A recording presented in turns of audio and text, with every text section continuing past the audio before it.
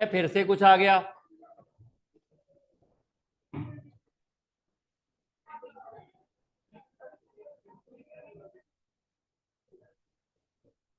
अब रुको जरा देखो, अब सही है, चलो आ जाओ।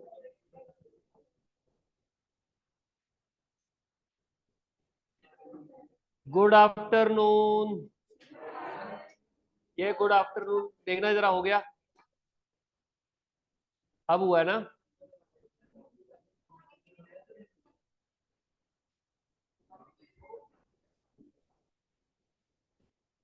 हाँ जी, हो रही है। अब हो रही है? रिकॉर्डेड हो रहा है? कंफर्म है? वो लाल बत्ती सी तो जग नहीं रही है। चलिए, हाँ जी। अच्छा, हाँ जी। आप आ गए हो? कहाँ थे सुबह? क्यों? समस्या ही समस्या है, नन्ही सी जान, सौ प्रॉब्लम है आपकी, बताओ।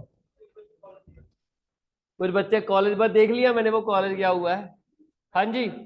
तो हम बात करते हैं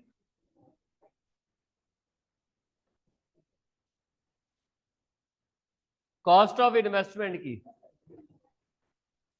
कॉस्ट ऑफ इन्वेस्टमेंट, हम नया चैप्टर पढ़ रहे थे, इन्वेस्टमेंट अकाउंट्स।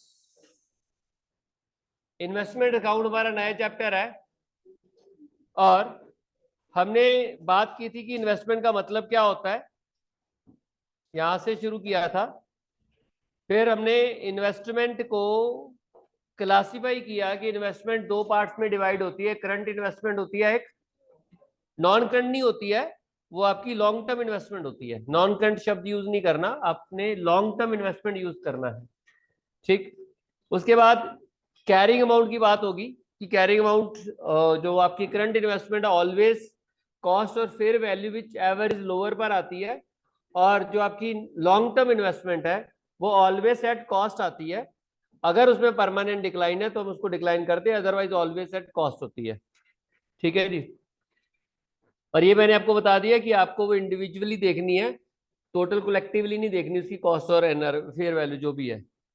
उसके बाद आती है कॉस्ट ऑफ इन्वेस्टमेंट, जो आप खर्च करते हो। अगर आप पेमेंट कर रहे हो बैंक या कैश के थ्रू, तो जो भी आप whatever the amount you are paying, जो भी आप पे कर रहे हो वो आपकी कॉस्ट ऑफ इन्वेस्टमेंट है, जिसमें आपकी अमाउंट पेड फॉर इन्वेस्टमेंट आ जाती है, ब्रोकरेज पेड आ जाता है, अगर कोई फीस या ड्यूटीज पे की है वो भी ऐड हो जाएंगी। याद रखना, अगर आपने इंटरेस्ट वगैरह पे किया, that is not part of your cost of investment, आप उसकी कॉस्ट में वो काउंट नहीं करोगे, उसको अलग से ट्रीट करोगे। और अगर आप इन्वेस्टमेंट को खरीद रहे हो और उसके बदले में कोई शेयर्स या डिवेंचर या कोई सिक्योरिटीज इशू कर रहे हो, उस केस में जो सिक्योरिटीज की फेयर वैल्यू होगी उसके ऊपर आप इन्वेस्टमेंट को वैल्यू करोगे।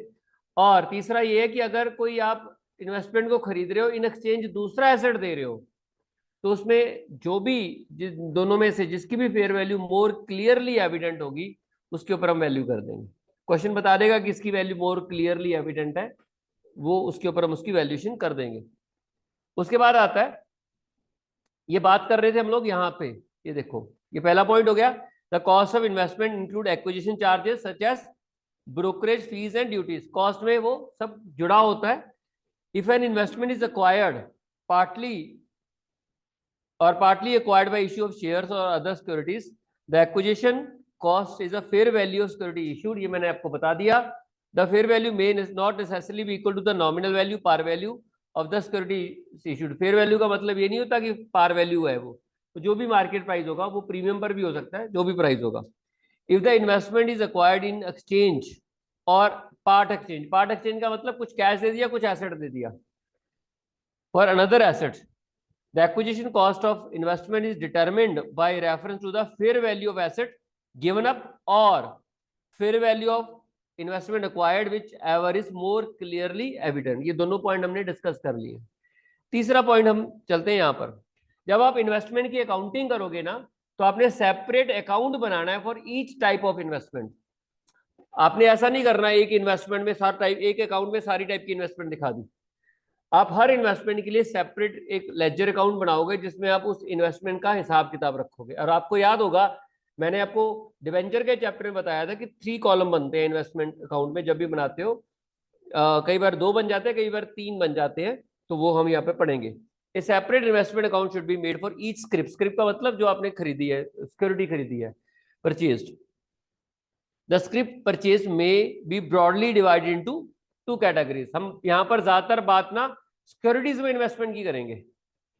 हम इस चैप्टर में जो ज्यादातर बात कर रहे हैं वो जो इन्वेस्टमेंट हमारी सिक्योरिटीज में हो रही हैं उनके ऊपर बात करेंगे। हम यहाँ पर कोई और टाइप की इन्वेस्टमेंट की ज्यादा बातें नहीं करेंगे, क्योंकि मेन आपको जो प्रॉब्लम आती है वो सिक्योरिटीज में जो पैसा इन्वेस्ट हो रहा है उसमें प्रॉब्लम आती है। बाकी की इन्वेस्टमेंट तो नॉर्मल है, अगर आपने लैंड खरीद के रख लिया बस ठीक है, उसमें से कौन सा कोई रेगुलर इनकम आनी है। कोई रेंट आना तो रेंट रिसीव कर लेंगे और बाद में बेच देंगे, प्रॉफिट लॉस निकाल लेंगे। लेकिन प्रॉब्लम आती है जैसे आप शेयर खरीदते हो, शेयर में बड़ी सारी समस्या है। पहली बात तो जब आप शेयर खरीद लेते हो तो उसमें ना पहले क्या होता था, जब आप शेयर खरीदते हो तो उसमें सर्टिफिकेट नंबर होते थे कि आपने कितने शेयर कब खरीदे, कितने शेयर, आइडेंटिफिकेशन होता था।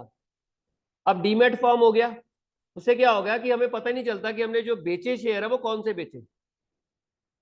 लैंड का तो क्लियर है ना कि ये वाला लैंड है, उसकी रजिस्ट्री ये रही है, उसको बेच देंगे तो प्रॉफिट लॉस निकाल लेंगे। इसलिए शेयर्स या डिवेंचर में ये प्रॉब्लम आ जाती है कि आप खरीदते तो रहते हो, वो मिक्स हो जाते हैं। तो फिर जब आप बेचने जाते हो आपको आइडिया नहीं लगता कि आपने कौन से वाले शेयर और कौन सी वाली डिवेंचर बेच दिया प्रॉफिट लॉस निकालने के लिए, क्योंकि अलग अलग प्राइस पे खरीदे होते हैं। दूसरा ये कि अगर आप डिवेंचर खरीदते हो उसके ऊपर रेगुलर आपको इंटरेस्ट मिलता रहता है, आपको उसकी ट्रीटमेंट भी करनी होती है। लैंड में ऐसा नहीं होता, लैंड में तो सिर्फ कैपिटल एप्रिसिएशन है, बाद में महंगा हो गया बिक गया तो प्रॉफिट लॉस दिखा देंगे। या कोई और इन्वेस्टमेंट में ऐसा नहीं होता। शेयर्स में डिविडेंड मिलता रहता है आपको, डिविडेंड में भी बड़े झंझट है। प्री एक्विजिशन डिविडेंड की ट्रीटमेंट अलग होती है, पोस्ट एक्विजिशन डिविडेंड की ट्रीटमेंट अलग होती है। शेयर्स में और बड़ा चक्कर होता है, राइट शेयर मिल जाते हैं आपको, उसमें सेल ऑफ राइट आ जाता है, बोनस शेयर की ट्रीटमेंट आ जाती है इन्वेस्टमेंट में। इसलिए यहां पर जो मेन बातें हो रही हैं वो सिर्फ सिक्योरिटीज में इन्वेस्टमेंट की होगी। बाकी का अगर कोई आपको लैंड बिल्डिंग में इन्वेस्टमेंट किया वो भी ट्रीटमेंट सेम ही होना है, ठीक है। तो कहता है कि हम बात करते हैं यहाँ पर ईच स्क्रिप्ट के लिए हमें सेपरेट इन्वेस्टमेंट अकाउंट बनाना पड़ेगा। अगर आप किसी कंपनी के शेयर खरीदे, एक्स के इक्विटी शेयर खरीद लिए, अगर आपने वाई के इक्विटी शेयर खरीद लिए और आपने जेड के इक्विटी शेयर खरीद लिए, तो आपने तीनों के क्या बनाने हैं, अलग अलग अकाउंट मेंटेन करने हैं। Equity share, investment in equity share of X account, investment in equity share of Y account, investment in equity share of Z account. Muskan ji क्या कर रहे हो आप, कहां से, क्या पढ़ा रहा हूं मैं बुक से? अच्छा, बुक में क्या पढ़ाया मैंने? आप दोनों इधर को हो जाओ जरा, दोनों जाना, अब दोनों कजन सिस्टर्स। हाँ, अब ठीक है, चलिए अब बुक से पढ़ लो, कोई प्रॉब्लम नहीं। हाँ जी, तो separate investment should be made for, आप फिर से गर्दन की इधर को ले आए, थोड़ा सा इधर को हो जाओ, दोनों कजन सिस्टर की बात कर रहा हूँ, नाम तो पता नहीं, चलो हाँ अब सही है। आप उधर चलो, कोई, अब ठीक है। तो separate investment should be made for each script. Script मैंने बता दिया, टाइप ऑफ शेयर को स्क्रिप्ट बोलते हैं, डिवेंचर को भी। स्क्रिप्ट परचेज 2 कैटेगरी में होती है, या तो आप फिक्स इनकम बेरिंग स्क्रिप्ट खरीदते हो यानी कि डिवेंचर या बॉन्ड में इन्वेस्टमेंट करते हो, या वेरिएबल इनकम बेरिंग स्क्रिप्ट खरीदते हो यानी कि ऐसे शेयर्स वगैरह में इन्वेस्ट करते हो जिनके ऊपर वेरिएबल इनकम आती है, उनको बनाना लास्ट में। एग्जाम्पल बताना इसका क्या होता है, पीछे कौन है आपके, आपको पूछ रहा हूँ। इक्विटी शेयर्स, ये जो इन्वेस्टमेंट है, ये नीचे लिखा तो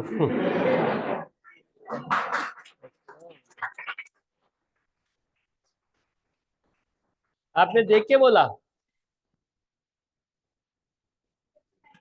सर सर सर फिक्स, जो आप फिक्स इनकम बेरिंग सिक्योरिटीज है उसमें हम गवर्नमेंट सिक्योरिटीज, बॉन्ड या डिवेंचर की बात करते हैं, जहां से फिक्स इनकम आपको रेगुलर आती रहती है। और दूसरा वेरिएबल इनकम बेरिंग स्क्रिप्ट में आपके पास इक्विटी शेयर्स होते हैं जहाँ पे आपको वेरिएबल इनकम आती है, क्योंकि जो डिविडेंड की परसेंटेज होती है वो रेगुलर सेम नहीं रहती है, वो बदलती रहती है, कभी मिलता है कभी नहीं मिलता। तो हम 2 तरीके की इन्वेस्टमेंट हम इन सिक्योरिटीज में करते हैं। स्क्रिप्ट का मीनिंग था। जब आप फिक्स इंटरेस्ट बेरिंग सिक्योरिटीज खरीदते हो तो वो दो टाइप की हो सकती है, कम इंटरेस्ट बेसिस पे भी, और जो मार्केट प्राइस होता है उस समय। This refer to securities having fix return of income. यहाँ पर आपको इनकम पे फिक्स रिटर्न मिलती है, rate of interest already mention होता है। Investment in government securities, government securities में इन्वेस्टमेंट कर लो, डिवेंचर में इन्वेस्टमेंट कर लो, या बॉन्ड में इन्वेस्टमेंट कर लो, वहां आपको क्या मिलता है, फिक्स इनकम मिलती रहती है। और जब आप फिक्स इनकम को खरीदने जाते हो, वहां पे जो प्राइस होता है वो कम इंटरेस्ट प्राइस भी हो सकता है और एक्स इंटरेस्ट प्राइस भी हो सकता है। एक्स इंटरेस्ट प्राइस का मतलब और कम इंटरेस्ट प्राइस का मतलब आप जानते हो। अगर आप एक ही प्राइस में सिर्फ डिवेंचर के लिए या उस फिक्स इनकम बेरिंग सिक्योरिटी के लिए पे करते हो और इंटरेस्ट की पेमेंट अलग से करते हो, तो उसको बोलते हैं एक्स इंटरेस्ट प्राइस। और अगर आप एक ही प्राइस में आप उस स्क्रिप्ट की पेमेंट भी करते हो और साथ में इंटरेस्ट भी दे रहे हो, उसको हम बोलते हैं कम इंटरेस्ट बेसिस के ऊपर। आपको मालूम है, जब भी आप फिक्स इंटरेस्ट बेरिंग सिक्योरिटीज खरीदोगे तो आपको उस स्क्रिप्ट के साथ साथ आपको इंटरेस्ट के लिए भी पेमेंट करनी पड़ेगी। आप स्क्रिप्ट तो उसके लिए तो पे करोगे ही करोगे, साथ में आपने इंटरेस्ट के लिए भी पेमेंट करनी है। और वो सेम प्राइस में कर दो तो कम प्राइस हो जाता है, और अगर आप उसको स्क्रिप्ट के लिए अलग पेमेंट कर दोगे और इंटरेस्ट के लिए अलग पेमेंट कर दोगे तो एक्स इंटरेस्ट प्राइस हो जाएगा। चलें आगे। हाँ, क्या कह रहे हो? स्क्रिप्ट का मीनिंग था। आप बोल रहे हो या आप बोल रहे हो? आपके लिए ना मेरे पास एक नाम है बड़ा अच्छा, मेरे को भी याद है, बोलूं? पक जाएगा आपका नाम, छोड़ो, बड़ा अच्छा नाम है। फिर स्क्रिप्ट का मीनिंग बात था। चलिए, नहीं लड़कियों का नाम नहीं रखना, सुंदरी मुंदरी ठीक है, कहा वो बैठा है।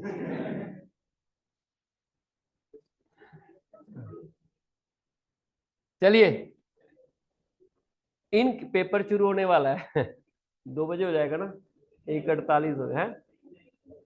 हाँ, रीडिंग टाइम शुरू हो गया। चलिए, पेपर वहां होता है, दिल की धड़कन हमारी तेज हो जाती है।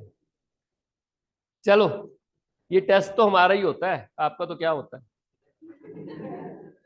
In case of transaction is on ex interest, अगर ट्रांजैक्शन एक्स इंटरेस्ट पर है तो amount of interest accrued to the date of transaction has to be paid in addition to the price of security. मैंने आपको बता दिया था, या नीचे बता देता हूं फिर से।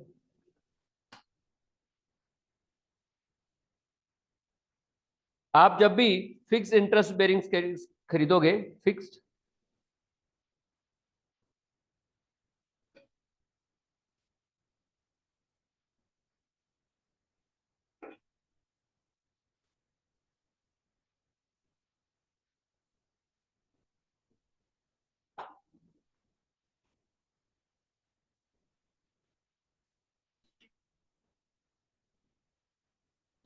फिक्स इंटरेस्ट बेरिंग सिक्योरिटीज में जब आप खरीदते हो, आपको पेमेंट करनी पड़ती है, payment for interest,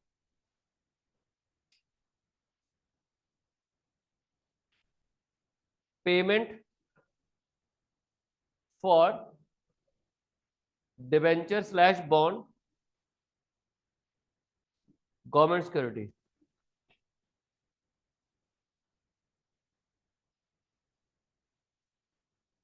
payment for debenture, bond या गवर्नमेंट सिक्योरिटी, और या पेमेंट फॉर इंटरेस्ट, आप इंटरेस्ट के लिए पेमेंट करते हो, और दोनों चीजें पेमेंट करनी पड़ती है। कम इंटरेस्ट प्राइस क्या होता है?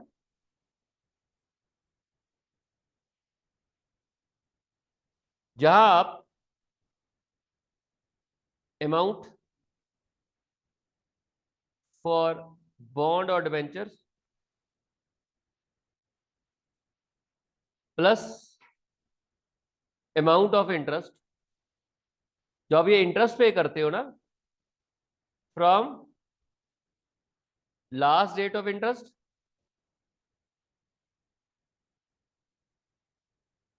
टू डेट ऑफ ट्रांजैक्शन, ये इंटरेस्ट में शामिल होता है। Last date of interest to date of transaction, ब्याज की डेट से ट्रांजैक्शन की डेट तक का ब्याज इसमें जुड़ा हुआ होता है, उसमें एक ही प्राइस में, कम इंटरेस्ट प्राइस में। ठीक है। और जब आप एक्स इंटरेस्ट प्राइस पे करते हो,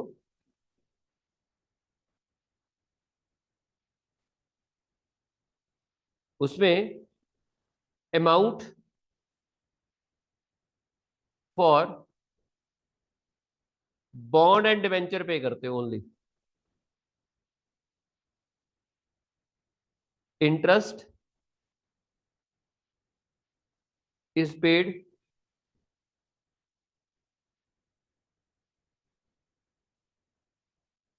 सेपरेटली, इंटरेस्ट वहां पे आपको सेपरेटली पे किया जाता है।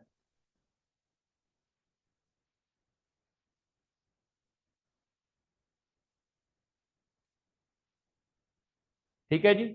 वहां पर आपको इंटरेस्ट जो है वो आपको सेपरेटली पे करना पड़ेगा। अमाउंट फॉर बॉन्ड और डिवेंचर पे करोगे, इंटरेस्ट आपको सेपरेटली पे करना पड़ेगा, वो उस प्राइस में इंक्लूड नहीं होगा।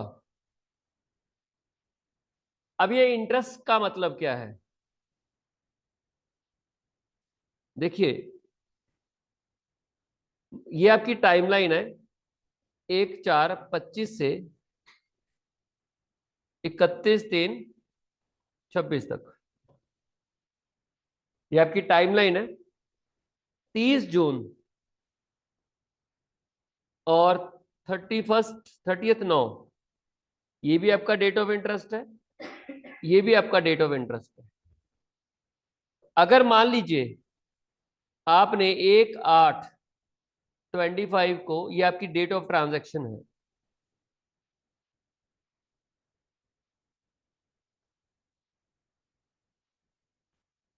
तो यहां से यहां तक आपको इंटरेस्ट देना पड़ेगा साथ में। यहां पर आपको अमाउंट पे करनी पड़ेगी, टू बी पेड जो होगी,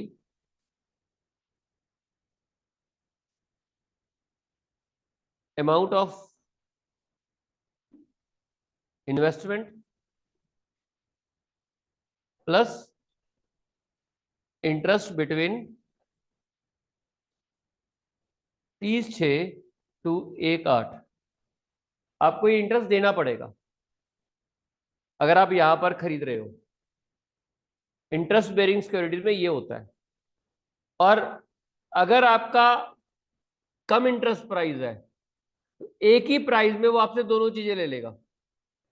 और अगर आपका एक्स इंटरेस्ट प्राइस है, तो आपको इन्वेस्टमेंट के लिए अलग पे करना पड़ेगा और इंटरेस्ट के लिए अलग पे करना पड़ेगा ही पड़ेगा। ठीक है, नोट लिखो।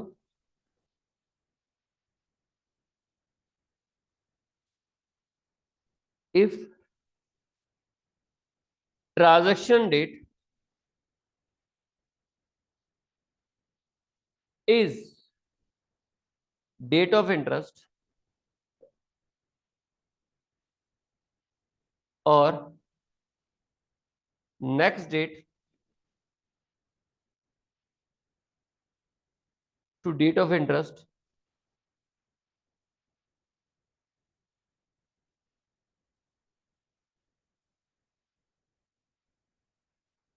If transaction date is date of interest और next date to date of interest, अगर आपकी transaction date date of interest है या फिर next date to date of interest है, then amount should be paid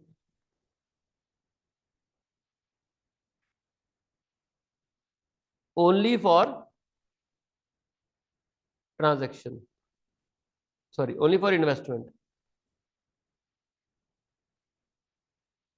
वहां आप इन्वेस्टमेंट के लिए ही पे करोगे, वहां आप और कोई पेमेंट नहीं करोगे। इंटरेस्ट वहां पे करने की जरूरत नहीं, क्योंकि सामने वाले को इंटरेस्ट मिल गया होगा और आप जब उस डेट को खरीदोगे तो आपको सिर्फ इन्वेस्टमेंट के लिए पेमेंट करनी है। तो वह कम इंटरेस्ट एक्स इंटरेस्ट जो मर्जी लिखाओ, उसमें इंटरेस्ट इंक्लूड नहीं होगा। ठीक है जी। आते हैं वहां वापस।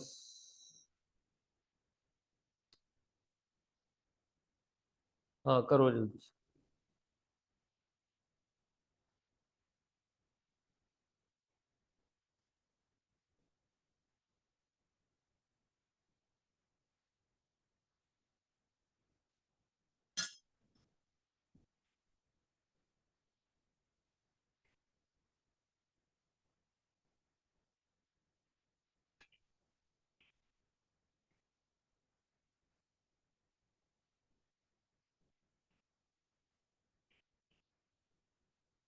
चलिए आगे।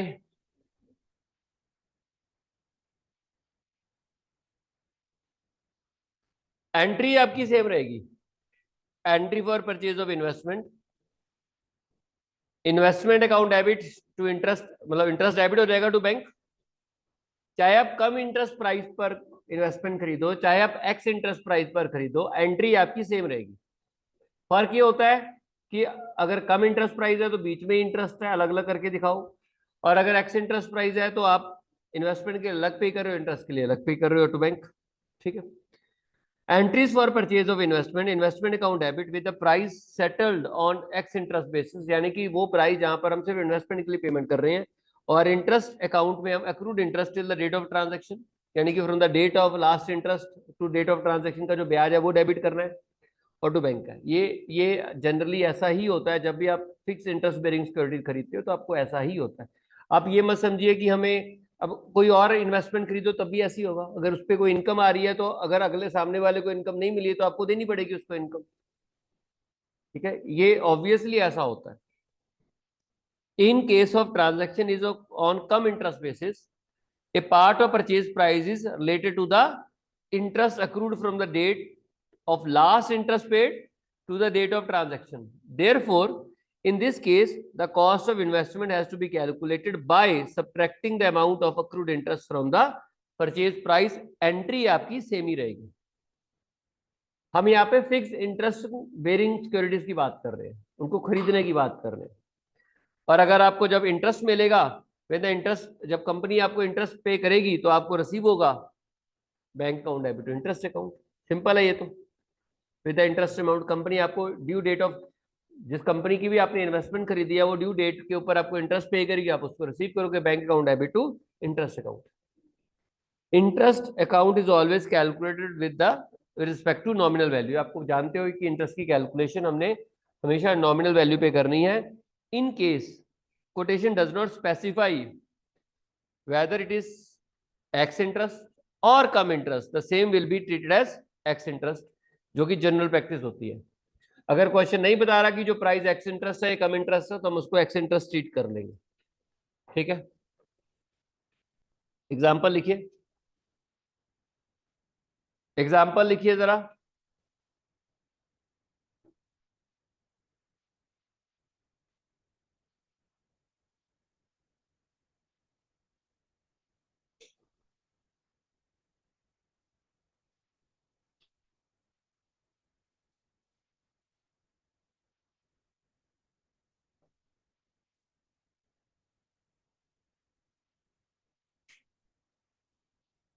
X limited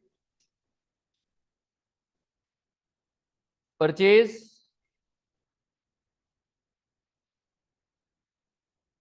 10,000 10% debentures of Y Limited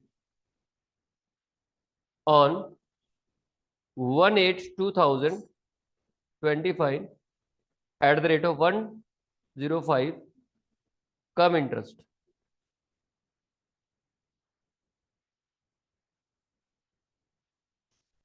come interest price on 1/1/11/25 again X Limited purchase 50,000 10% debentures of Y Limited at the rate of 99 X interest price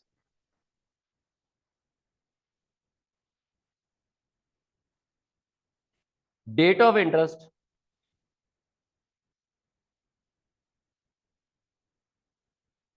is 30th June and 31st December every year.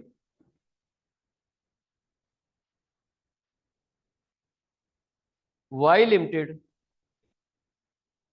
closes its books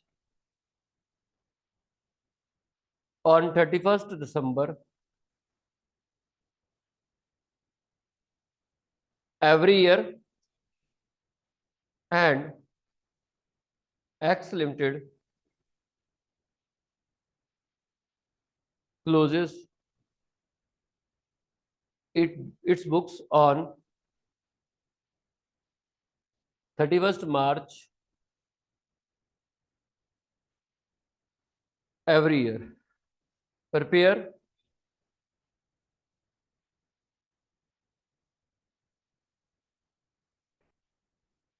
investment account. आपको investment account prepare करना है.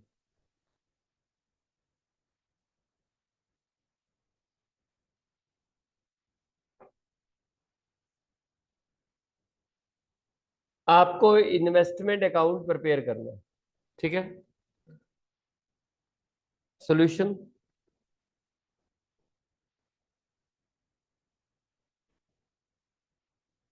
अब देखिए,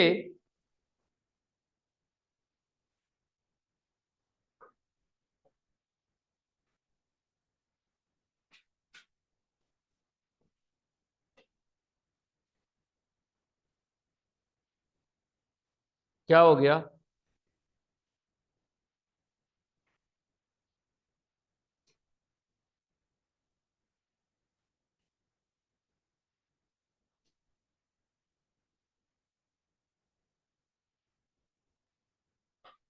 तीन column वाला investment account बढ़ेगा.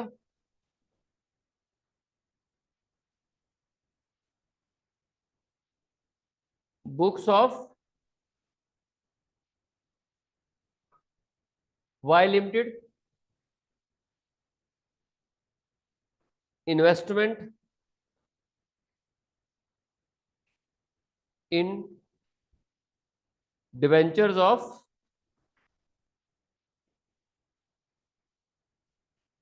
Y limited.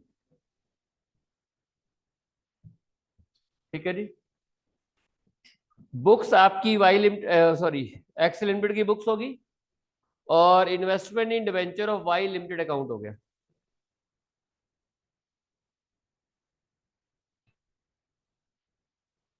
सबसे पहले पर्टिकुलर, यहां पर nominal value,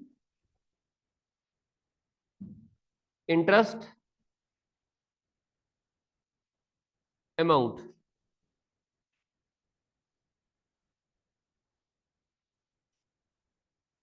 particular, nominal value,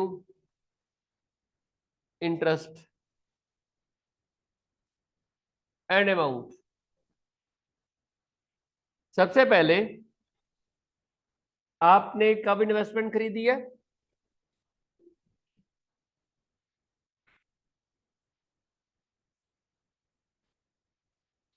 आपने कम इंटरेस्ट प्राइस पर खरीदी है ना.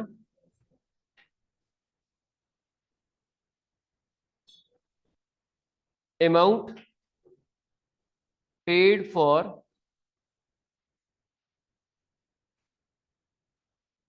इन्वेस्टमेंट. आपने जो इन्वेस्टमेंट खरीदी है उसके लिए कितना पे किया है? देखो, टोटल, ये कौन सी डेट को खरीदी है पहले आपने?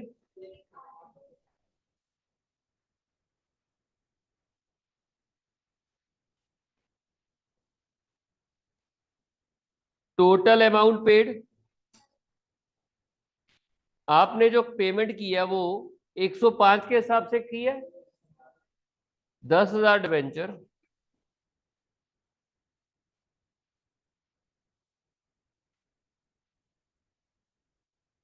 10 लाख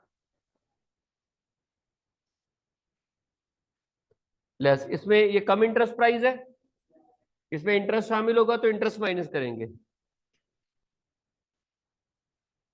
अब देखो उनको, उन्होंने लास्ट इंटरेस्ट आपको पे किया होगा 30 जून को, जिससे तो आपने जिसको भी जिसे भी खरीदिया उसको 30 जून तक का इंटरेस्ट मिला हुआ है। वाई लिमिटेड 30 जून और 31 दिसंबर को इंटरेस्ट पे करती है, तो 30 जून को उस बंदे को मिला होगा, तो जुलाई एक ही महीने का इंटरेस्ट होगा बीच में, सिर्फ जुलाई का। और 10,000 क्वेश्चन साइलेंट होता है तो फेस वैल्यू 100, क्वेश्चन साइलेंट होता है तो फेस वैल्यू 100 इंटू रेट क्या है 10% इंटू 1/12।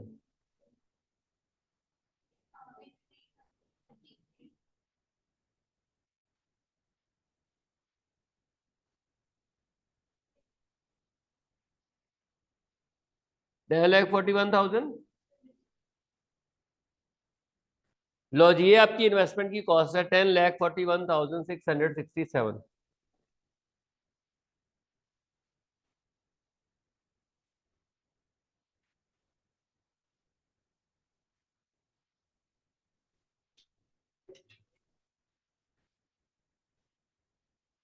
नॉमिनल वैल्यू 10,000 डिबेंचर की कितनी होगी 10 लाख।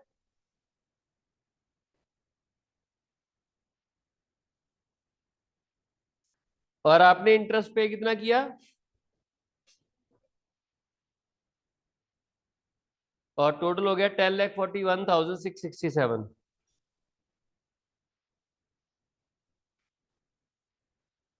ठीक है जी, चेक कर लो।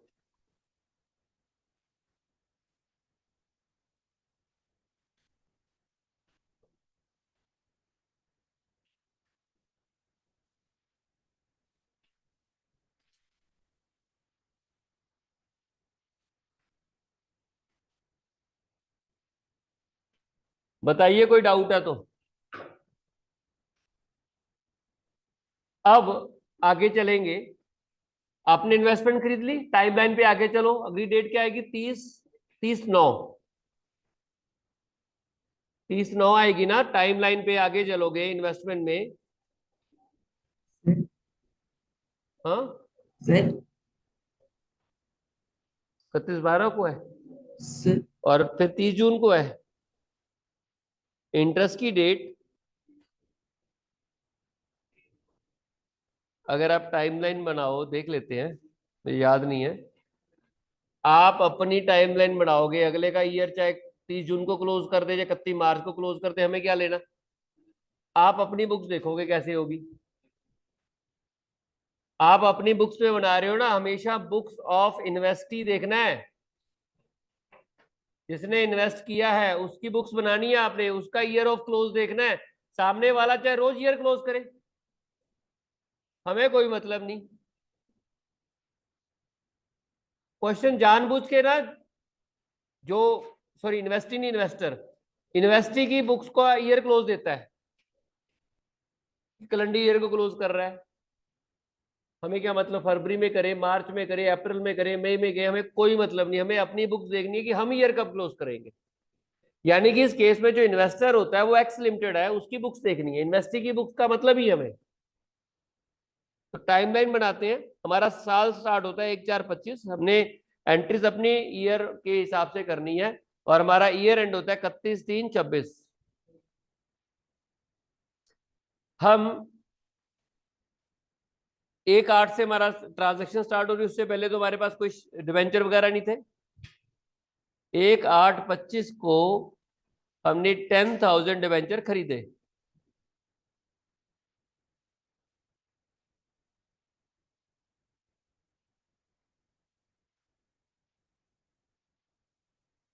ठीक, उसके बाद फिर हमने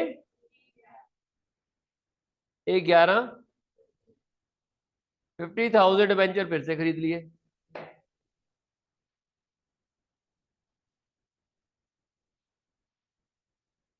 फिर यहां पर 30/31/12 को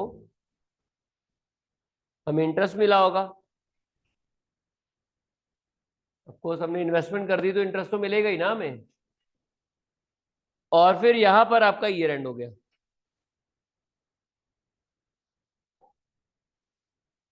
ठीक है, तो हमने इसकी तो एंट्री करनी नहीं है, साल शुरू या तो कोई ट्रांजैक्शन थी नहीं, हमने इसकी एंट्री कर दी। 1/8/25 की 10,000 डिवेंचर हमने खरीद लिए, फिर हम करेंगे इसकी एंट्री। ठीक है, तो ये करते हैं।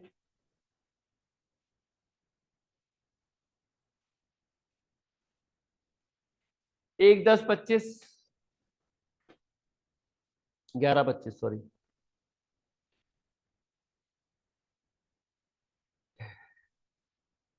टोटल अमाउंट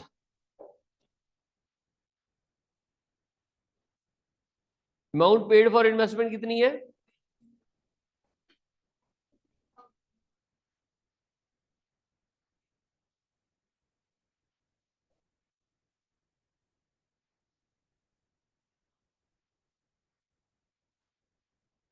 आप इन्वेस्टमेंट के लिए कितनी अमाउंट पे करोगे?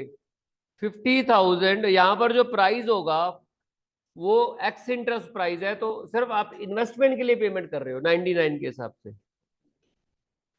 हाँ जी,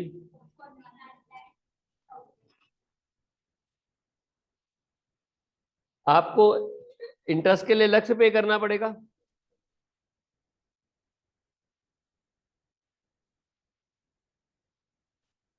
लास्ट जो सेलर होगा उसको लास्ट इंटरेस्ट जून को मिला होगा, जुलाई का लेगा, अगस्त का इंटरेस्ट लेगा, उसके बाद सितंबर का लेगा और अक्टूबर। 4 महीनों का इंटरेस्ट क्लेम करेगा वो आपसे, तो आप 4 महीनों का इंटरेस्ट पे करके खरीदोगे।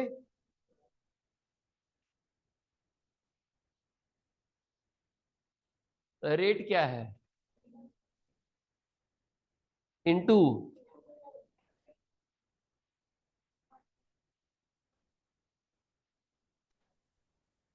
ये आप टोटल मतलब ये आप इंटरेस्ट के लिए पेमेंट करोगे।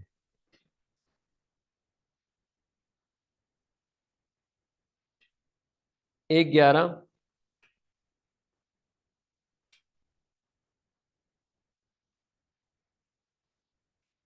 जो बैंक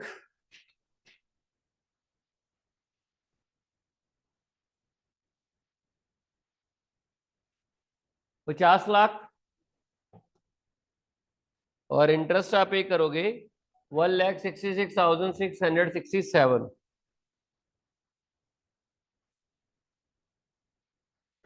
और टोटल पेमेंट आपकी हो जाएगी 49 लाख, मतलब हाँ वो इन्वेस्टमेंट के लिए 49,50,000। ठीक है जी, देन ये एंट्री भी होगी, नहीं ये होनी बाकी है अभी। नेक्स्ट एंट्री आपकी डेट ऑफ इंटरेस्ट आएगी, आपको इंटरेस्ट मिलेगा, इन्वेस्टी जो है आपको इंटरेस्ट पे करेगा, आपको इनकम रिसीव होगी। 31 दिसंबर है, 31 दिसंबर को जिसकी इन्वेस्टमेंट आपने खरीदी है वो आपको क्या करेगा? इंटरेस्ट पे करेगा।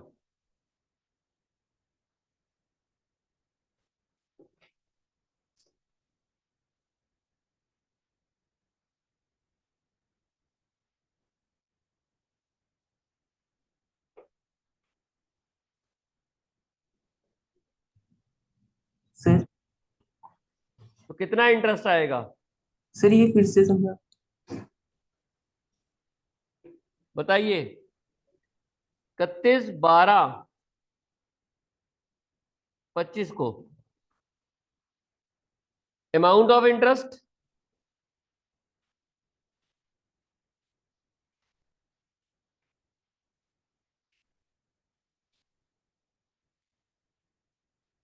आपके पास कितने हैं डिवेंचर? 60,000। 100 रुपए का एक, कितना? 60 लाख। 10%,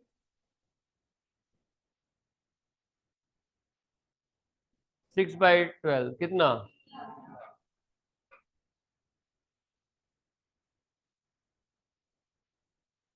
ये आपको मिल जाएगा।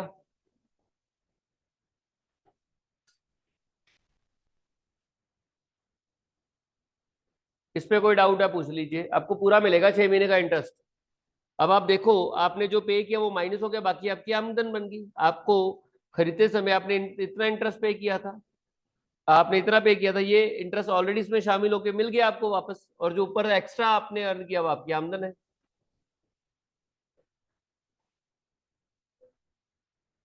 हाँ, बाय बैंक। आप ना होते तो क्या होता?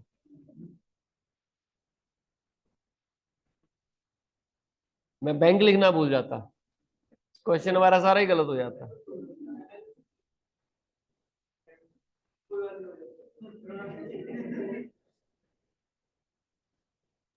सर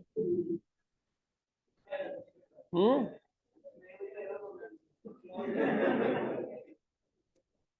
ये क्यों रो रहा है? अच्छा, ये क्या मतलब है छोड़ने का? ये क्या बोल रहा है तू? आजकल लड़के भी लड़कों को छोड़ने लग गए हैं। सर हैं? नया ट्रेंड है। सर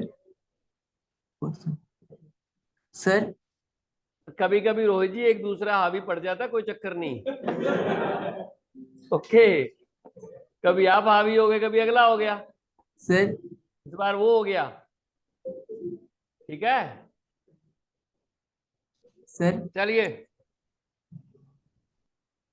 तो मैं आपको बता रहा था कि यहां पर क्वेश्चन खत्म नहीं होता। क्वेश्चन इसलिए खत्म नहीं होता, हमारा ईयर एंड कब होगा? इतने दिनों का इंटरेस्ट अक्रूवल रिकॉर्ड करना पड़ेगा। हालांकि सामने वाला आपको इंटरेस्ट देगा नहीं, लेकिन आप तो अक्रूवल अकाउंटिंग पूरी करोगे ना। अगर आप अक्रूवल अकाउंटिंग पूरी करोगे तो आपको 3 महीनों का interest on basis of accrual accounting पूरा करना पड़ेगा। आपको इन 3 महीनों की एंट्री डालनी पड़ेगी, क्योंकि आपको बुक्स क्लोज करनी है तो एंट्री डलेगी। तो देखिए जरा, 31/3/26 बाय बैलेंस कैरी डाउन, ये हो गया आपका 60 लाख के डिवेंचर्स। इंटरेस्ट अक्रूड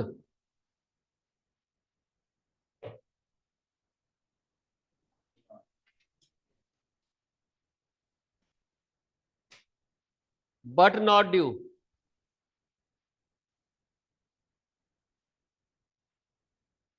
60 लाख के ऊपर 10% इंटू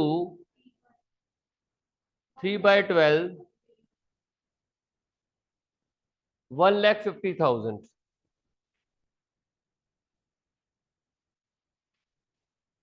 ठीक, इंटरेस्ट के कॉलम में एंट्री डल जाएगी।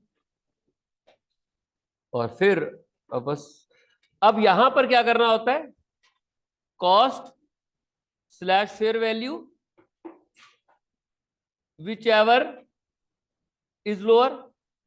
लॉन्ग टर्म इन्वेस्टमेंट थोड़ी ना होती है, शॉर्ट टर्म होती है। ये जो आप सिक्योरिटीज वगैरह में इन्वेस्टमेंट कर देते हो वो शॉर्ट टर्म होती है, विच एवर इज लोअर। आप आपने रिपोर्टिंग इसको करंट एसेट और लॉन्ग टर्म एसेट को क्लासिफाई करने के लिए रिपोर्टिंग, याद रखना, रिपोर्टिंग डेट नहीं काउंट करनी है, डेट ऑफ परचेज देखनी है। बैलेंस शीट में करंट एसेट करंट लायबिलिटी की जो क्लासिफिकेशन होती है वो रिपोर्टिंग डेट को होती है। इन्वेस्टमेंट में जो क्लासिफिकेशन हो रही है वो इंटेंशन ऑफ परचेज के हिसाब से है कि कब बेचना चाह रहे हो, करंट नॉन करंट। लेकिन अगर आप बैलेंस शीट में करंट एसेट करंट लायबिलिटी की डेफिनेशन देखते हो, वहां वो कहते हैं रिपोर्टिंग डेट के 12 महीनों के अंदर की बात होती है। इस चीज को, इस डिफरेंस को आपको समझना है। ठीक है, तो ये तो कॉस्ट ही पता है हमें, फेयर वैल्यू तो पता ही नहीं। Fair value basically market value fair value को रिप्रेजेंट करती है। फेयर वैल्यू मतलब अनरिलेटेड नॉलेजेबल विलिंग बायर के अंदर जो जिस प्राइस पे वो खरीदना चाहेगा, आर्म लेंथ प्राइस हो गया अनरिलेटेड। अनरिलेटेड विलिंग और नॉलेजेबल बायर जिस प्राइस के ऊपर वो खरीदना चाहेगा वो आपकी फेयर वैल्यू होगी, और मार्केट प्राइस उस फेयर वैल्यू को इंडिकेट कर देता है अगर कुछ और ना हो। तो बताइए, फेयर वैल्यू तो पता नहीं है तो हम कॉस्ट पर ही दिखा देंगे, तो कॉस्ट जितनी भी है जोड़ दीजिए।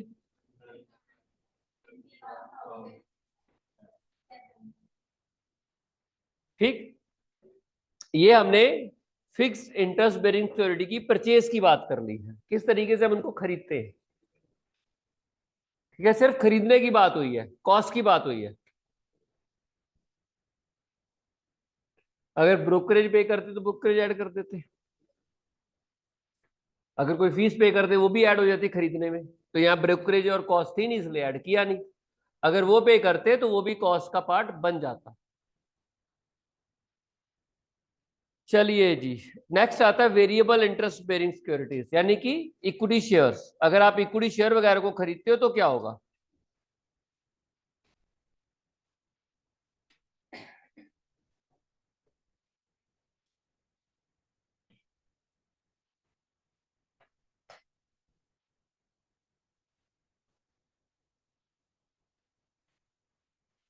वेरिएबल इनकम बेरिंग सिक्योरिटीज यानी कि इक्विटी शेयर।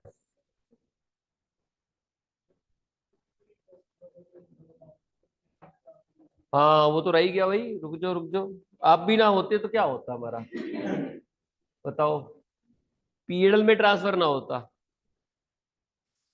31/3/26 को to profit and loss interest PL में ट्रांसफर होगा कितना। अरे 4.5 लाख में से माइनस कर दो, 2,73,000 बच गया।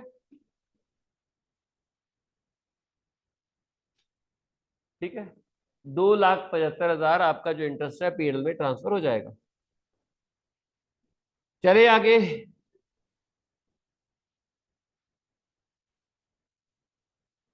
नेक्स्ट है वेरिएबल इनकम बेरिंग सिक्योरिटीज। इसके में कैसा हम बात सिर्फ खरीदने की कर रहे हैं।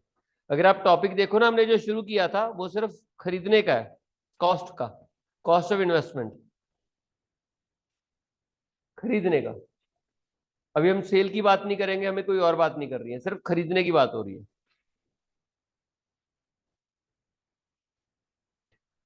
वेरिएबल इनकम बेरिंग सिक्योरिटीज, यहां पर जो भी आप पेमेंट करोगे वो सिर्फ शेयर्स के लिए होगी, या कोई आप एक्स्ट्रा पेमेंट नहीं कर रहे।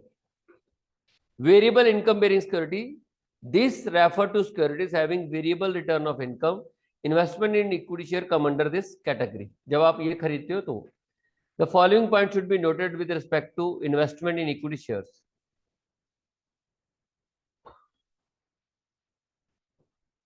आप ये एंट्री करते हो, simple. Investment account debit to bank, कोई डिविडेंड का चक्कर नहीं, हमें मालूम ही नहीं डिविडेंड मिलेगा कि नहीं मिलेगा। इंटरेस्ट का तो आपको मालूम है ना, टाइम बेसिस पे ड्यू होता है, इंटरेस्ट तो मिलेगा ही मिलेगा, लेकिन डिविडेंड का हमें मालूम नहीं। तो जो बेचने वाला भी हमसे डिविडेंड क्लेम नहीं कर सकता, वो ये नहीं कह सकता कि डिविडेंड मिल जाएगा आप हमें, मुझे डिविडेंड दे दो। वो सिर्फ शेयर बेचेगा। सिंपल क्या होता है कि डिविडेंड मिलने वाला होता है कि ऑटोमेटिकली शेयर के प्राइस बढ़ जाते हैं। प्रैक्टिकली हम पेमेंट नहीं करते डिविडेंड के लिए, शेयर महंगे हो जाते हैं, डिविडेंड के लिए पेमेंट नहीं करते हैं। मान लो डिविडेंड मिलने वाला है, मैं ये नहीं कह रहा कि जब आप शेयर खरीदते हो तो उसमें डिविडेंड शामिल नहीं होता, मैं ये कह रहा हूं उसकी सेपरेट रिकॉर्डिंग नहीं होती, हमें पता नहीं होता कितना पार्ट है। मान लीजिए कोई ऐसी चीज है, मतलब डिविडेंड इज लाइक, हमें श्योर ही नहीं कि कितना मिलेगा, लेकिन जैसे जैसे डिविडेंड की डेट नजदीक आती है शेयर के प्राइस बढ़ने लग जाते हैं। सपोज करो कंपनी को अनाउंस करती है कि हम डिविडेंड देंगे 30 जून को, 30 जून के आसपास शेयर महंगे हो जाएंगे। इसका मतलब अब 30 जून से पहले पहले अगर आप शेयर होल्डर बनते हो, और अगर आप 30 जून से पहले शेयर खरीद रहे हो एज एन इन्वेस्टर, तो आप शेयर और डिविडेंड दोनों के लिए पेमेंट कर रहे हो। आप शेयर और डिविडेंड दोनों के लिए पेमेंट कर रहे हो कि नहीं।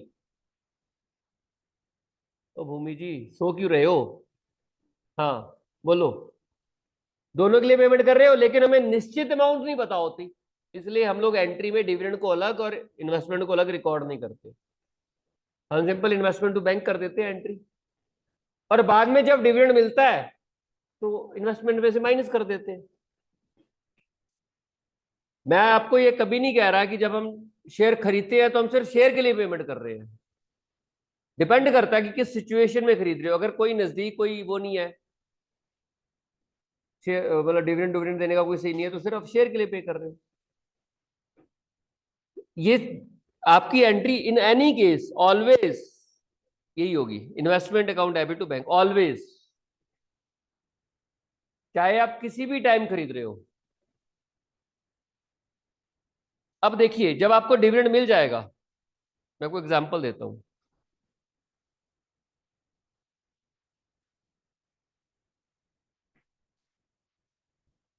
Example,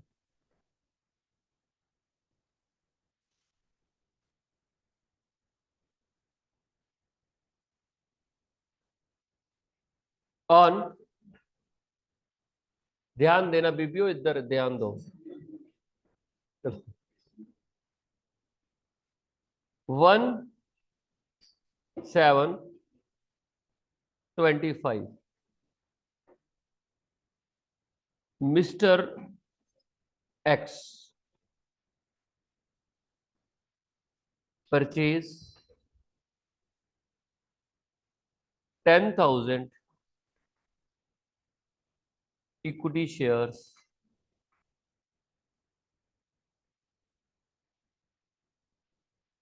of 10 each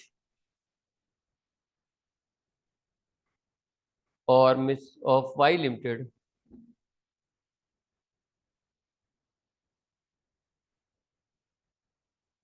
$15 per share। ठीक, एक 7/25 को मिस्टर एक्स ने 10,000 equity share of 10 each of Y limited at खरीदे 15 पर शेयर के हिसाब से। Again on 1/10/25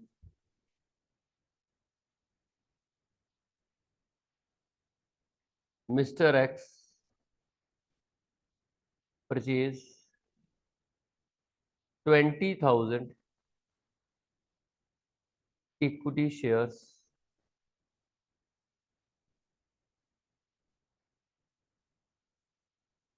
of Y Limited at 18 per share।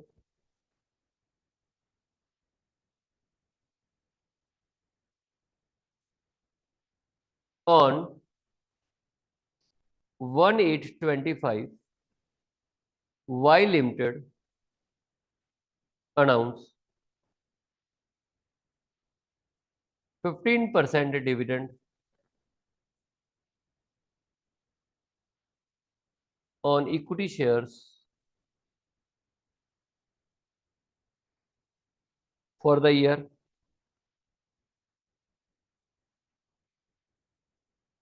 ended 31st March 25। ठीक,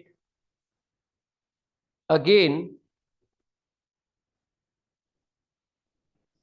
अरे नहीं आएगा 26, तो फाइनल डिविडेंड तो पिछले साल का ही होता है ना। करंट ईयर में अगर आप डिविडेंड दे रहे हो, that belongs to the previous year.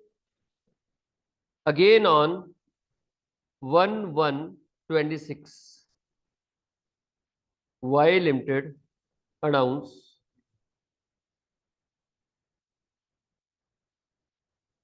interim dividend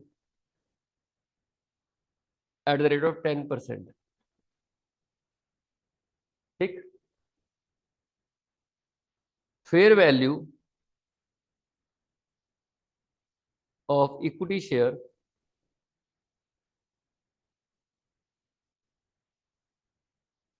as on 31/3/26 is 16 per share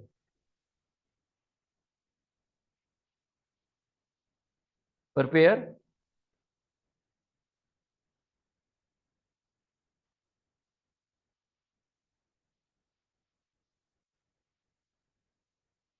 investment account.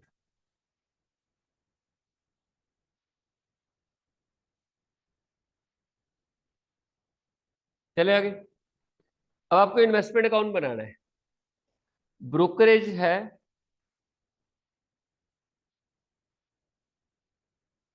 2%, 2% की ब्रोकरेज है।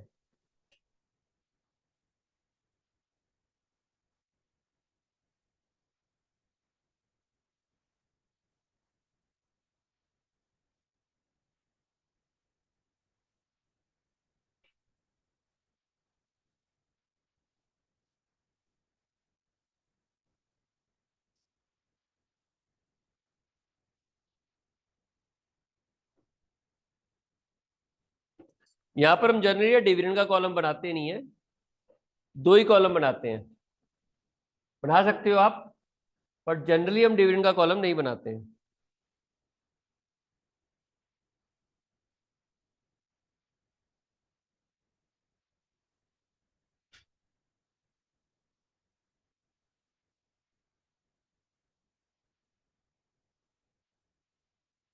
Investment in equity shares of, इसके इक्विटी शेयर वाई लिमिटेड के। ठीक।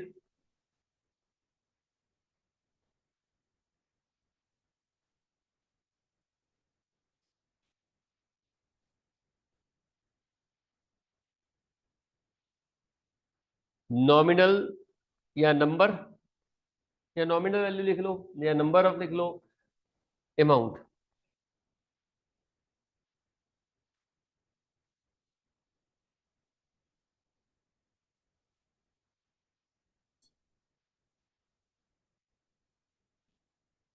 ठीक। सबसे पहले साल, पहली एंट्री क्या होगी, एक साथ को। आप खरीदोगे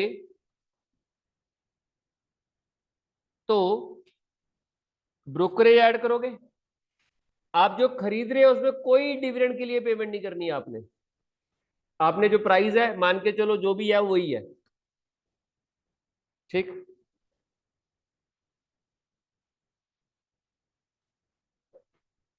परचेज ऑफ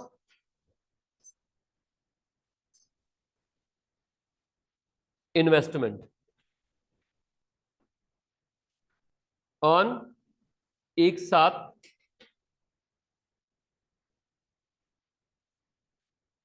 अमाउंट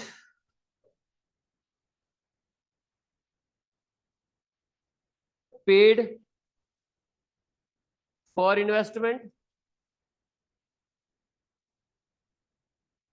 कितनी अमाउंट पे किया, 10,000 इंटू 15 प्लस ब्रोकरेज। आप ब्रोकरेज खरीद रहे हो तो ब्रोकरेज भी देना पड़ेगा, कॉस्ट का पार्ट होता है ब्रोकरेज। मैंने बताया आपको जो ब्रोकरेज है वो कॉस्ट का पार्ट है, आप पे करोगे।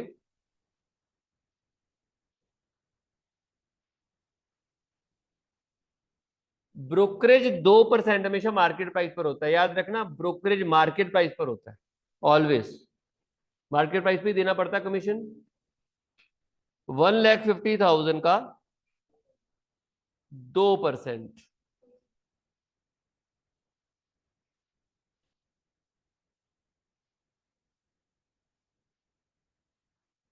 तो यहां हो जाएगा आपका एक साथ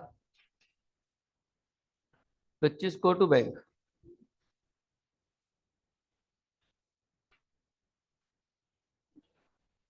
10,000। और अमाउंट कितनी आएगी, 1,53,000।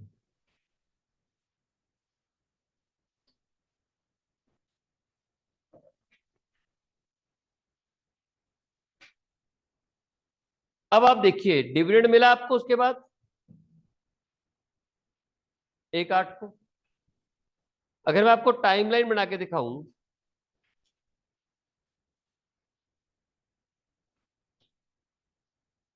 1/4/25, 31/3, सॉरी 24 करो, 1 4 24, 31 3 25, 31 3 26। आपने एक साथ, अरे मैडम हेलो, बोर्ड पे ध्यान, फोकस लगाओ, आपस में क्यों बातें कर रहे हो? बैग इधर और आप इधर, तो फिर आपको किसने मजबूर किया वहां बैठने को? तू इधर इधर होके बैठ, बिल्कुल सामने होके बैठ, हाँ चलो उधर। और कोई जगह नहीं मिलती है, बैठना वहां पर ही है।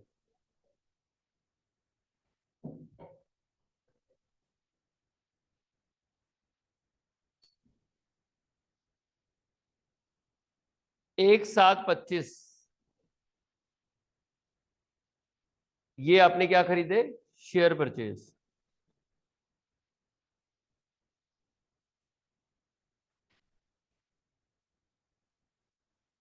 अब 1 8 25 को आपको डिविडेंड मिल रहा है एट द रेट ऑफ 15%, और ये डिविडेंड कौन से पीरियड का है?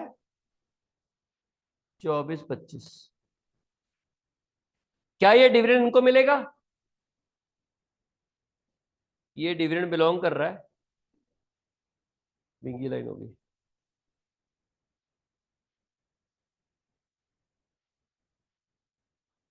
अभी कौन सा सिद्धि है? चलिए, इस पीरियड को, ठीक है ना, ये डिविडेंड यहां पर मिल रहा है, इसको बोलते हैं पोस्ट प्री एक्विजिशन डिविडेंड। अरे आपने शेयर अभी,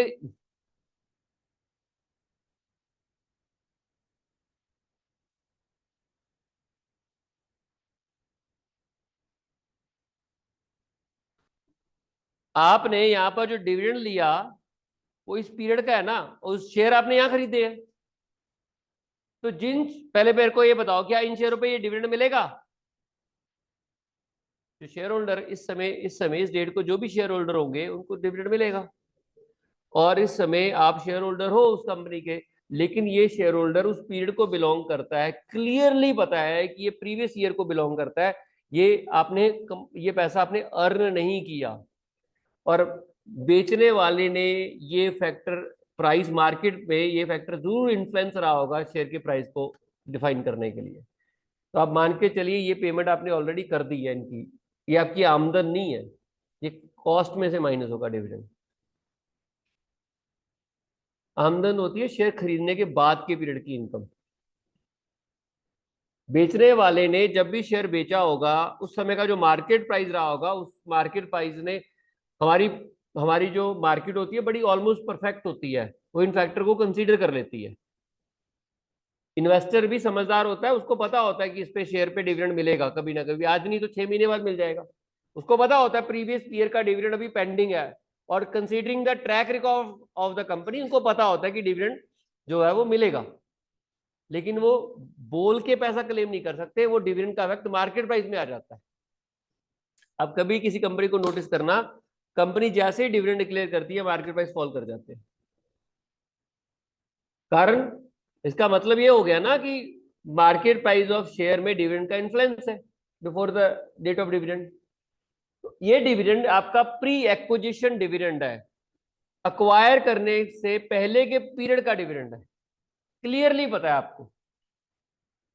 तो ये आपकी इनकम नहीं है, ये bank account debit to investment होगी, it's recovery of your cost. Check कर लीजिए, क्योंकि आप पहली बात तो ये सोचिए कि क्या आपको ये डिविडेंड मिलने वाला है? मिलने वाला है, क्योंकि आप ये शेयर खरीद चुके हो।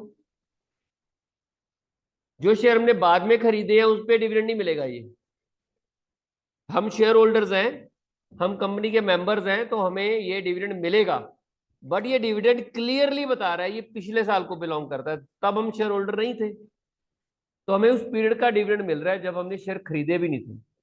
ये आपका प्री एक्विजिशन डिविडेंड है, ठीक है। और इसकी एंट्री हम लोग क्या करेंगे,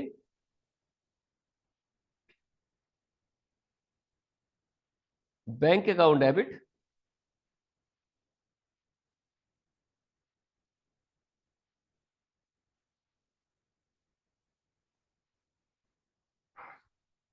ठीक है, bank account debit to investment. कोई डाउट है पूछ लीजिए।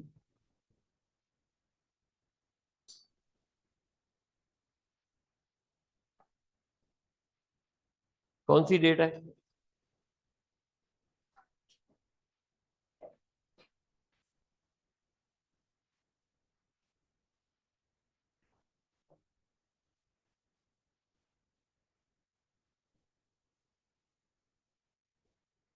कितना आएगा? 15,000 ही आएगा। देखो, 10,000 इंटू 10 फेस वैल्यू पे होता है, इसलिए 10 से मल्टीप्लाई कर दिया 15%। 15,000। ठीक है जी। देन टाइमलाइन पे आगे जाओगे तो हमने शेयर फिर से खरीद लिए। कितने खरीदे? 1/10 को।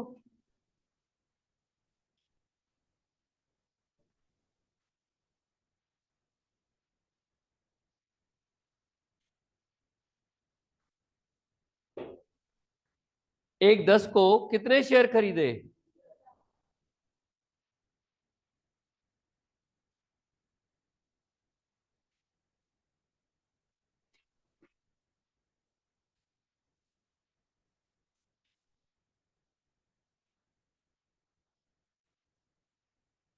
ऑन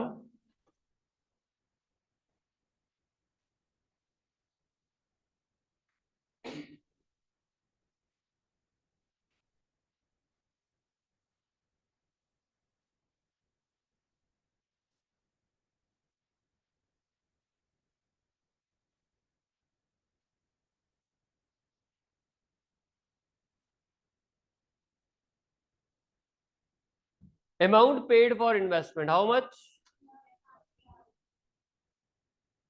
कितना?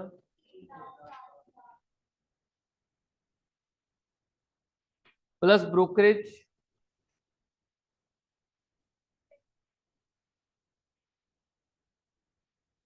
3,60,000 का 2%, 7,200, तो 3,67,200।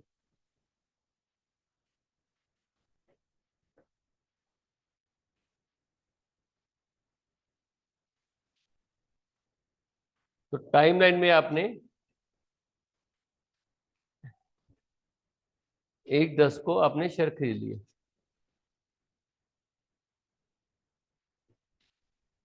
20,000 शेयर्स 25। ठीक है। अब इंटरिम डिविडेंड आ गया। कौन सी डेट को?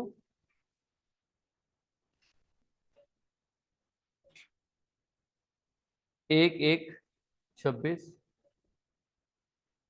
Interim dividend at rate of 10%। ये डिविडेंड किस पीरियड को बिलोंग करता होगा?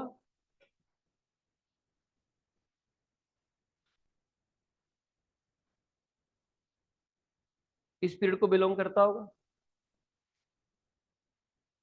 ठीक।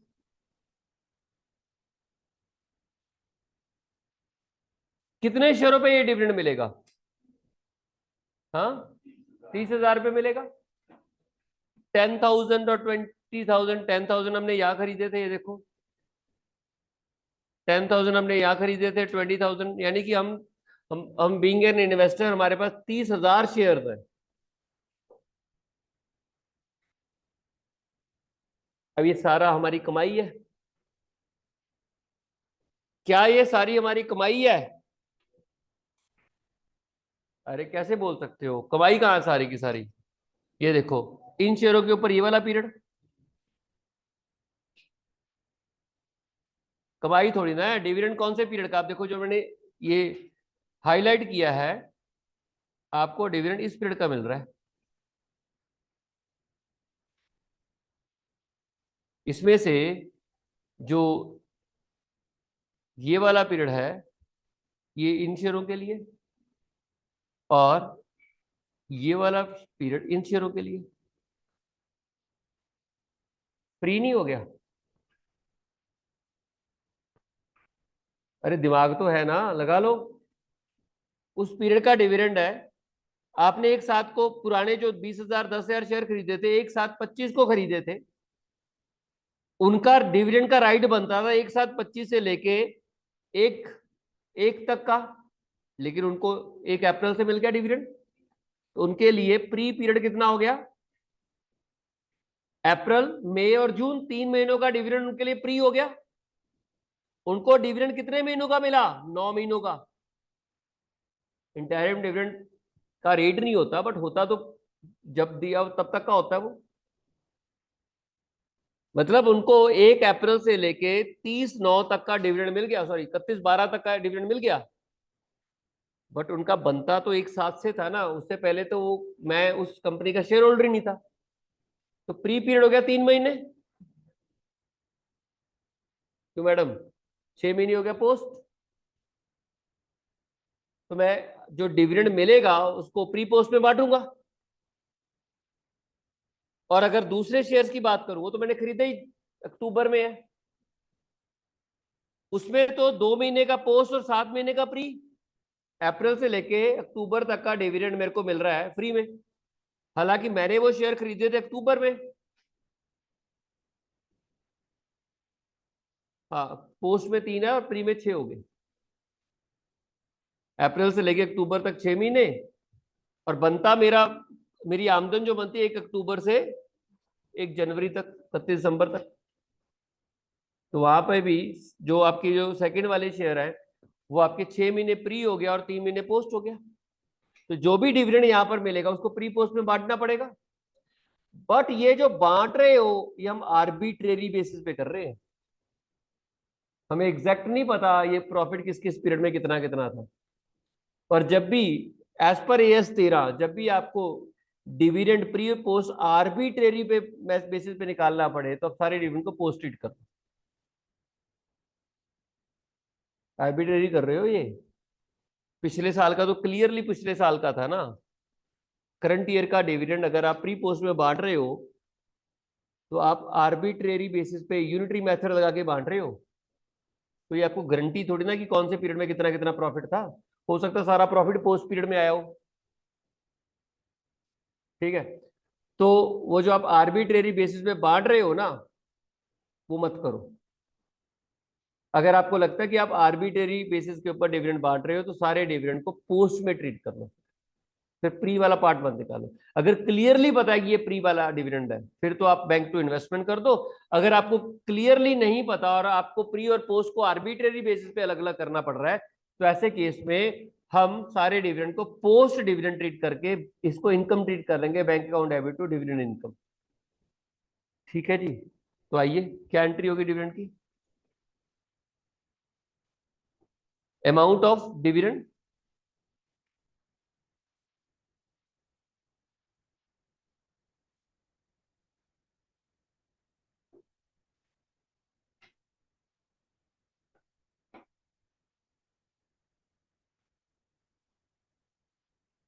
एक 1/26, 30,000 इंटू 10 कितना हो गया? इसको हम डिविडेंड इनकम ट्रीट करेंगे, और ये प्रॉफिट एंड लॉस में जाएगा, ये आपके इन्वेस्टमेंट अकाउंट में नहीं आएगा। ठीक है जी, हमने कॉलम ही नहीं बनाया डिविडेंड का, तो ये आपके पीएनएल में जाएगा, ये डिविडेंड इनकम यहाँ रिकॉर्ड नहीं होगी। उसके बाद नेक्स्ट ईयर एंड हो रहा है।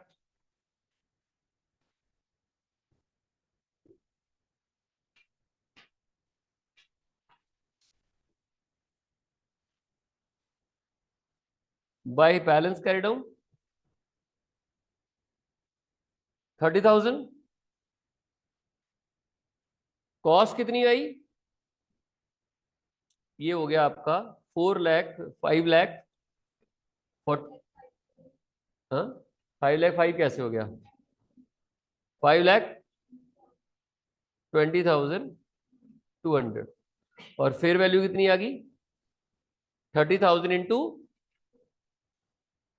16, 4,80,000, विच एवर इज लोअर। उस पर दिखाओगे कॉस्ट और fair value which ever is lower पर दिखाओगे। तो फेयर वैल्यू कितनी आ रही है 4,80,000, कॉस्ट कितनी आ रही है 5,20,200, तो किस पे दिखाओगे ये, ठीक। और जो डिफरेंस है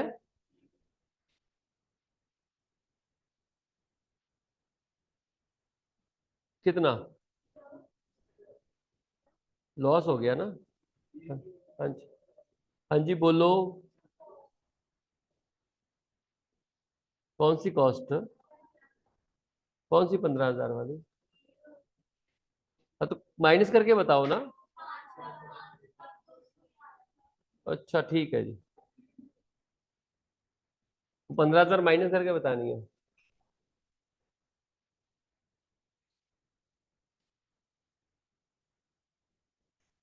by profit and loss account, कितने का लॉस आ रहा है,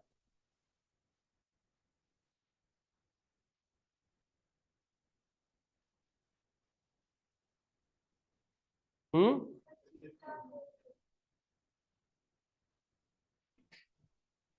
ठीक है जी। देख लीजिए, कॉस्ट और फेयर वैल्यू कंपेयर करी, विच average lower, interest.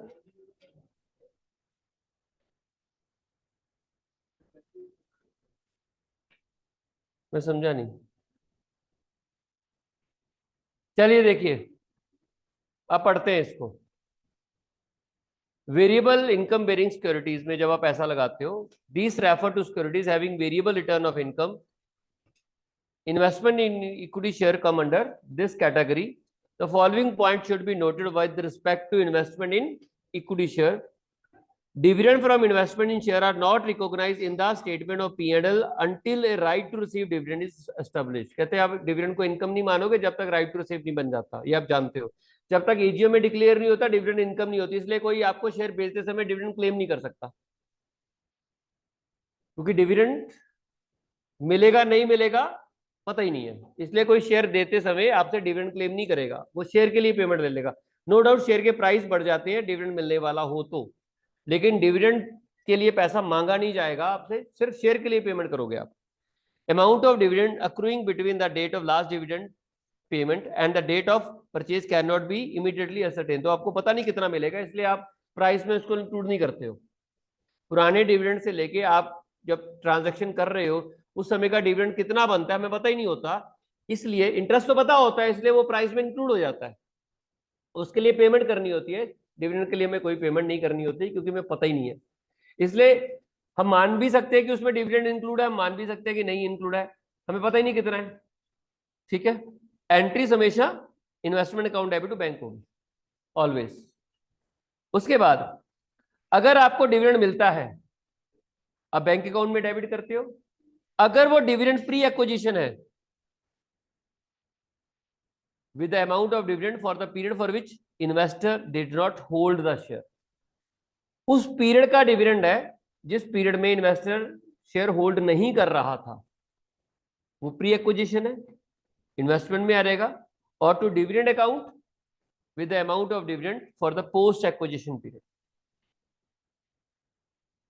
Important point with respect to investment in equity share is that amount of dividend for the period for which shares were not held by the investor should not be treated as revenue receipt, but they should be treated as capital receipt. That is, when dividend on equity shares are declared from pre-acquisition profit, पहले profit में से dividend दिया जा रहा है, the amount of such dividend received by the investor is entered on the credit side of capital column, यानी कि investment में से माइनस होगा, so as to reduce the acquisition cost. अगर आपको प्री एक्विजिशन प्रॉफिट में से डिविडेंड मिल रहा है तो आप उस डिविडेंड को इन्वेस्टमेंट में से माइनस करोगे, क्योंकि वो आपने नहीं कमाया, वो आपसे पहले कमाए गए प्रॉफिट का डिविडेंड है, उस पर आपका राइट नहीं बनता, आमदन नहीं है वो आपको, आप इन्वेस्टमेंट में से इसलिए माइनस करोगे कि आप मान के चलोगे कि आपने शेयर खरीदे होंगे तो बेचने वाले ने वो इंक्लूड करके आपको बेचा होगा, इसलिए हम माइनस कर देंगे। कहता है कई बार ये डिफिकल्ट हो जाता है कि आपको जो डिविडेंड मिला वो प्री प्रॉफिट में से है पोस्ट प्रॉफिट में से है। पीरियड मैटर नहीं करता होता, कौन से डिविडेंड में कौन से प्रॉफिट में से वो डिविडेंड दिया गया है। वो डिविडेंड जो आपको मिला है आपके प्री एक्विजिशन के पीरियड के प्रॉफिट में से दिया गया है, तो वो आपकी इन्वेस्टमेंट की रिकवरी है। और अगर वो डिविडेंड आपके बाद वाले उस पर मिला है, जो आपने आपके एज ए मेंबर बनने के बाद के प्रॉफिट में से मिला हुआ है, तो वो पोस्ट एक्विजिशन है, फिर वो डिविडेंड इनकम है। कई बार ये डिफिकल्ट हो जाता है, जैसे करंट ईयर में मैंने एग्जांपल लिया, डिफिकल्ट हो गया हमारे लिए कि हमें मालूम ही नहीं कि ये जो जो डिविडेंड मिला है इसमें प्री प्रॉफिट में से कितना मिला, पोस्ट प्रॉफिट में से कितना मिला है। नो डाउट हम आर्बिट्रेरी बेसिस के ऊपर प्री पोस्ट निकाल लेते हैं टाइम के हिसाब से, बट वो आर्बिट्रेरी होगा, तो सही पता नहीं है प्रॉफिट कौन सा यूनिफॉर्म होते हैं। कहता है इस AS13 कहता है ऐसा करने की जरूरत नहीं है। आप ऐसे केस में अगर आर्बिट्रेरी बेसिस के ऊपर एलोकेट करने की कोशिश कर रहे हो प्री पोस्ट में, तो सारे को पोस्ट मान लो, ये लिखा हुआ है। If it is difficult to make allocation between pre and post acquisition period except on the arbitrary basis, वो जो मंथ वाइज डिवाइड कर रहे हैं वो ना आर्बिट्रेरी बेसिस ही है, हम तुक्का ही मार रहे हैं। प्रॉफिट याद रखना, प्री एक्विजिशन डिविडेंड का मतलब वो डिविडेंड जो मिला है आपको, लेकिन उस प्रॉफिट में से मिला है जो आपके मेंबर बनने से पहले के पीरियड का प्रॉफिट है। तो जब जो डिविडेंड प्रीवियस ईयर का है तो वो तो प्रीवियस ईयर के प्रॉफिट में से ही मिला होगा, तो वो तो क्लियरली पता है ना कि वो प्री एक्विजिशन है। अब जो आपने 1 जनवरी को डिविडेंड मिला वो मिल गया, अब आपको उसमें ये क्लियरिटी नहीं आ रही कि इसमें से ये डिविडेंड जो मिला है 11 महीनों का या 10 महीनों का, जितने का भी मिला है, आई थिंक 9 महीनों का, ये डिविडेंड प्री एक्विजिशन पीरियड में से कितना मिला है, कितने प्रॉफिट में से, कितना पोस्ट में से मिला है। हमें मालूम ही नहीं है कि प्रॉफिट कितना था, और हमें मालूम भी नहीं है कि प्रॉफिट इवनली अक्रू हो रहा था या इवनली कमाया भी है कि नहीं। हो सकता है सारा प्रॉफिट ही नवंबर में कमाया हो सकता है कि जो भी डिविडेंड दिया है वो सारे नवंबर वाले प्रॉफिट में से दिया हो, उससे पहले लॉसेज हो, उस केस में सारा प्रॉफिट ही पोस्ट बन गया। टाइम के हिसाब से तो डिविडेंड कभी भी नहीं होता। और हो सकता है कि सारे का सारा जो डिविडेंड दिया गया है वो अप्रैल के प्रॉफिट में से दिया हो, बाद में तो लॉसेज आ गए या बाद में प्रॉफिट ही नहीं हुए, तो फिर अप्रैल का अगर अप्रैल के प्रॉफिट में से डिविडेंड दिया तो वो प्री आ गए दोनों केसेस में, क्योंकि 10,000 शेयर खरीदे वो भी अप्रैल के बाद खरीदे हैं, और जो वो 20,000 खरीदे वो भी अप्रैल के बाद खरीदे। तो कहता है कि इतना कंफ्यूजन की जरूरत नहीं है, अगर आर्बिट्रेरी कर रहे हो तो आप मान के चलो the cost of investment is normally reduced by dividend only if they clearly represent recovery of part of cost. अगर वो क्लियरली बता रहा है कि ये पोस्ट है, सॉरी प्री है, नहीं तो इसको पोस्ट ट्रीट कर लेंगे। इसलिए मैंने करंट ईयर के डिविडेंड को, चाहे वो प्री पीरियड में डिवाइड हो सकता था टाइम बेसिस के ऊपर, बट मैंने सारे को पोस्ट मान लिया। ठीक है, आज हम इतना ही पढ़ेंगे। और ना मैं आपको एक बात बताऊं, ये कॉमन सेंस वाली बातें हैं। बच्चे ना सड़ी सड़ी सी डाउट लेके आते हैं इस पर, प्री कैसे हो गया, पोस्ट कैसे हो गया, प्री कैसे हो, दिमाग लगा लो। ठीक है, प्री पीरियड का मतलब समझते हो, पोस्ट पीरियड का मतलब समझते हो, अपना दिमाग लगाइए और अंडरस्टैंड कीजिए। बाकी कल करेंगे। Thank you so much.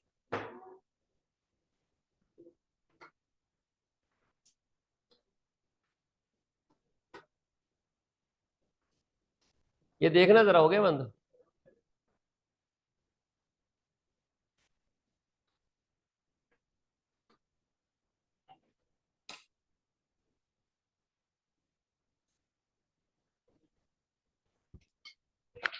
5 minute की ब्रेक है जी।